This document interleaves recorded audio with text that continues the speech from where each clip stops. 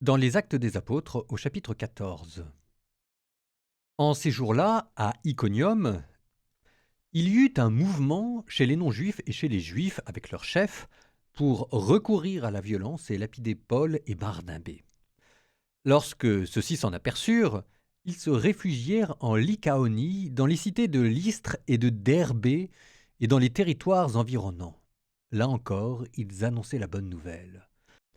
Or, à Lystre, il y avait un homme qui était assis, incapable de se tenir sur ses pieds. Infirme de naissance, il n'avait jamais pu marcher.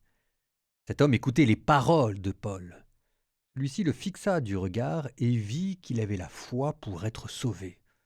Alors il lui dit d'une voix forte, « Lève-toi, tiens-toi droit devant tes pieds. » L'homme se dressa d'un bond. Il marchait. En voyant ce que Paul venait de faire, les foules s'écrièrent en lycaonien, « Les dieux se sont fait pareil aux hommes, et ils sont descendus chez nous. » Ils donnaient à Barnabé le nom de Zeus, et à Paul celui d'Hermès, puisque c'était lui le porte-parole.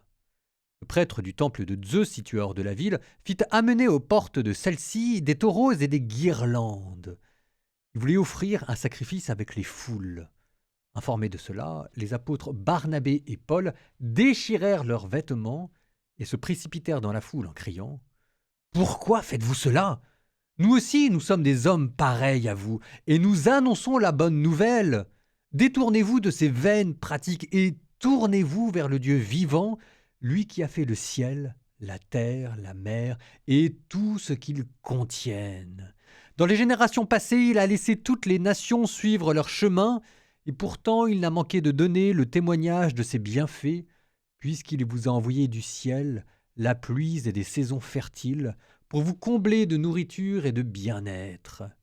En parlant ainsi, ils empêchèrent, mais non sans peine, la foule de leur offrir un sacrifice.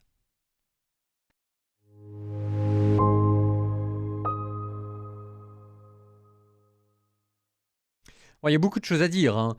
Alors, on est dans les Actes des Apôtres. Peut-être le plus simple, c'est que tout le monde repère bien là où on en est. Les Actes des Apôtres, c'est la manière dont les apôtres et leurs successeurs, parce que Paul ne fait pas partie des premiers apôtres, même si, bon, il a son histoire à lui, on va la mettre de côté pour l'instant, mais c'est la manière dont les apôtres et leurs successeurs ont commencé à répandre l'évangile à travers le monde entier. Ça commence à Jérusalem, et là, vous êtes avec Paul. Donc on n'est plus à Jérusalem, on est dans ce qu'on appelle le premier voyage missionnaire de Saint Paul. Saint Paul, pour mémoire, était à Antioche.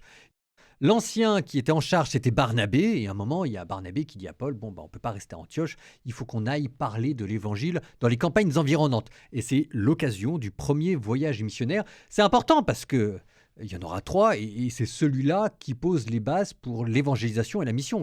C'est nous, moi, la foi que j'ai reçue, elle vient de ce premier voyage missionnaire, entre guillemets. Donc là, on est dans ce premier voyage missionnaire, et pour l'instant, ça s'est mal passé.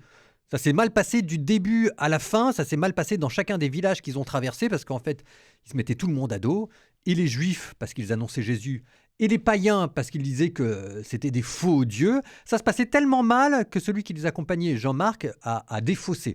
Donc il n'y a plus que Barnabé et Paul qui sont là. Et le passage que vous venez d'entendre aujourd'hui, ça marque le tournant, parce que ça se passe peut-être mal, voire même très mal. Vous regarderez, il y a des rumeurs de complot, mais pour la première fois de leur vie, en fait, c'est le premier miracle de Saint Paul.